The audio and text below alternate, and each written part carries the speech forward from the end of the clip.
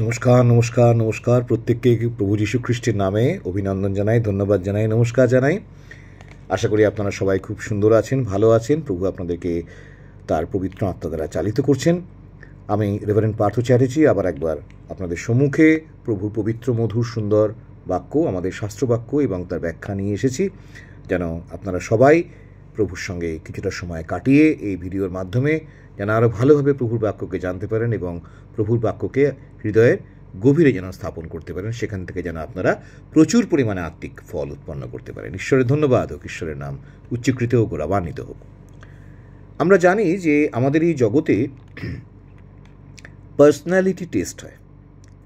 এখন এই ব্যক্তিত্বের পরীক্ষা বা পার্সোনালিটি টেস্ট কীরকম না, একটা মানুষের ব্যক্তিত্ব কীরকম, তার ক্যারেক্টারিস্টিক্স কীরকম, তার টোটাল ক্যারেক্টারে, তার ব্যক্তিত্বের মধ্যে কোথায় তার স্ট্রেংথ বা তার জোর কোথায়, তার বলা যেতে পারে তার ক্যারেক্টারের ভালো দিকগুলো কোথায় এবং কোথায় তার উইকনেসেস, কোথায় তার দুর্বলতা, এই সবলতা দুর্বলতা খুঁজে বার করে একটা মানুষের ক্যারেক্টার বিশ্লেষণ করার নামই হচ্ছে পার্সোনালিটি টেস্ট। তো যদি এমন হয় যে আমরা যদি জানতে পারি যে ঈশ্বর আমাদের এই পার্সোনালিটি টেস্ট করছেন, আমাদের পার্সোনাল অ্যাপ্রেজাল অর্থাৎ আমাদের রেজাল্ট কীরকম হচ্ছে সেটা ঈশ্বর জানাবেন স্বয়ং। যদি আমরা সেটা জানতে চেষ্টা করি যে ঈশ্বর আমাদের সম্বন্ধে কীরকম ভাবেন, তিনি আমাদের পার্সোনালিটিকে বিশ্লেষণ করে কীরকম রিপোর্ট দেবেন, তাহলে কেমন হয়। এখন বাইবেলে কয়েকটা জায়গা আছে যেখান থেকে আমরা বুঝতে পারি যে ঈশ্বর আমাদের সম্বন্ধে কীরকম ভাবেন। প্রথম দেখি আমরা গীত সংহিতার 139 গীতের 14 থেকে 16 পদ। প্রভুর বাণী গীত সংহিতার এই 139 গীতের 14 থেকে 16 পদে বলছে যে আমি তোমার স্তব করিব। রচয়িতা বলছেন, গীত সংহিতার রচয়িতা বলছেন আমি তোমার স্তব করিব, ঈশ্বরের স্তব করিব, কেননা আমি ভয়াবহ রূপে ও আশ্চর্য রূপে নির্মিত। তোমার কর্ম সকল আশ্চর্য, তাহা আমার প্রাণ বিলক্ষণ জানে। আমার দেহ তোমা হইতে লুক্কায়িত ছিল না, যখন আমি গোপনে নির্মিত হইতেছিলাম, পৃথিবীর অধস্থানে শিল্পিত হইতেছিলাম।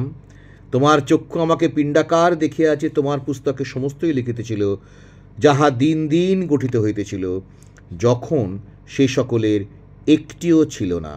হে ঈশ্বর, আমার পক্ষে তোমার সংকল্প সকল কেমন মূল্যবান, তাহার সমষ্টি কেমন অধিক। অর্থাৎ যখন আমরা সৃষ্ট হইনি, আমাদের অস্তিত্ব পর্যন্ত নেই এই পৃথিবীতে, আমাদের অস্তিত্বর বীজ বপন সদ্য শুরু হয়েছে, অস্তিত্ব তখনও দেখা যায়নি, অদৃশ্য রয়েছে আমরা, সম্ভাবনা মাত্র তৈরি হয়েছে আমাদের পৃথিবীতে জন্মগ্রহণ করা। তখন থেকে ঈশ্বর আমাদেরকে জানেন এবং তিনি ভয়াবহ রূপে আশ্চর্য রূপে আমাদেরকে মানুষ রূপে নির্মাণ করেছেন মাতৃগর্ভে। এবং দিন প্রতিদিন আমরা যেমন যেমন আমাদের ভ্রূণটা বৃদ্ধি পেয়েছে, তেমন তেমন ঈশ্বর আমাদেরকে লক্ষ্য করেছেন এবং তার পুস্তকে আমাদের সেই বৃদ্ধির কথাগুলো সব লেখা আছে, কেমন করে আমরা বৃদ্ধি পেয়েছি না পেয়েছি। আর সেই প্রাথমিক দিনগুলো থেকে, অতীত থেকেই আমাদের পক্ষে তার সংকল্প সকল মহামূল্যবান। তিনি সব সময় চেয়েছেন যে এখনও যে প্রাণটা পৃথিবীতে আসেনি, যে ভ্রূণটা এখনও পুরো ডেভেলপ করেনি, যে মনুষ্য এখনও অদৃশ্য জন্মগ্রহণ করেনি, তাকেও তিনি তার শুভ সংকল্পের মধ্যে রেখেছেন এবং তাকেও তিনি তার মঙ্গলের জন্য সবসময় কাজ করেছেন। কি অপূর্ব, কি সুন্দর। আবার আমরা জিরমীয় পুস্তকের প্রথম অধ্যায় 5 পদ দেখি এবং জিরমীয় পুস্তকের প্রথম অধ্যায় 5 পদে বলা রয়েছে, সদাপ্রভুর এই বাক্য আমার নিকট উপস্থিত হইল কি না, উদরের মধ্যে তোমাকে গঠন করিবার পূর্বে আমি তোমাকে জ্ঞাত ছিলাম, তুমি গর্ভ হইতে বাহির হইয়া আসিবার পূর্বে তোমাকে পবিত্র করিয়াছিলাম, আমি তোমাকে জাতিগণের কাছে ভাববাদী করিয়া নিযুক্ত করিয়াছি। জিরমীয়কে বলছেন, আমাদেরকেও বলছেন যে উদরের মধ্যে তোমাকে গঠন করিবার পূর্বে, অর্থাৎ মাতৃগর্ভে যখন আমাদের ভ্রূণ পর্যন্ত তৈরি হয়নি, তখনই ঈশ্বর কি তিনি বলছেন, আমি তোমাকে জ্ঞাতও ছিলাম, আমি চিনতাম তোমাকে, জানতাম তোমাকে, তুমি কে হবে, কী হবে, আগামী দিনে কী হবে, ভবিষ্যৎ তোমার কী হবে, সব আমি জানতাম এবং আমি তোমাকে পবিত্র করেছিলাম। মানুষকে তিনি পবিত্র করেন যেন মানুষ পৃথিবীতে এসে ঈশ্বরের মানুষরূপে জন্মগ্রহণ করে যেন ঈশ্বরের কর্মসকল করতে পারে সেজন্য তিনি পবিত্র করেন। তাহলে আমাদের জন্যে তার পার্সোনাল অ্যাপ্রেজাল, পার্সোনালিটি টেস্টের রিপোর্টস কত ভালো আমরা বুঝতে পারছি। আবার আমরা যদি দেখি রোমিও 12 অধ্যায় 6 পদ, রোমিও পুস্তকের 12 অধ্যায় 6 পদ, এবং সেখানে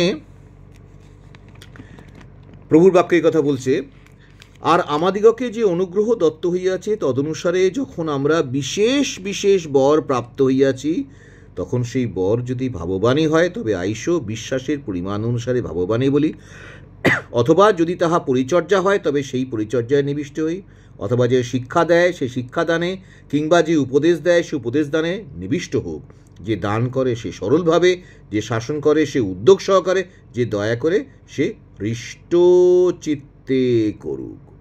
অর্থাৎ উদরের মধ্যে আমাদের গঠন হবার পূর্বে ঈশ্বর আমাদের পবিত্র করেছেন এবং আমাদের টাস্ক ঠিক করে দিয়েছেন, what we should do in life, কীরকম ট্র্যাক নেবো, কী পথে চলবো জীবনে।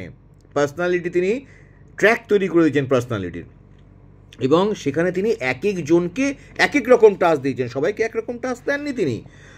কাউকে তিনি ভাববাণী বলার টাস্ক দিয়েছেন, কাউকে তিনি শিক্ষাদান করার টাস্ক দিয়েছেন, কাউকে তিনি উপদেশ দেবার কাজ দিয়েছেন, কাউকে তিনি দান করার কাজ দিয়েছেন, কাউকে তিনি শাসন করার কাজ দিয়েছেন, কাউকে তিনি দয়া করার কাজ দিয়েছেন। অর্থাৎ এই মনুষ্য সমাজে বিভিন্ন মানুষকে গঠন করার সময় উদরের মধ্যে থেকে তাদের গঠন জেনে, তাদের গঠনকে তৈরি করে, তাদেরকে পবিত্র করে তিনি বিভিন্ন কার্য দিয়ে তাদেরকে পৃথিবীতে প্রেরণ করেছেন।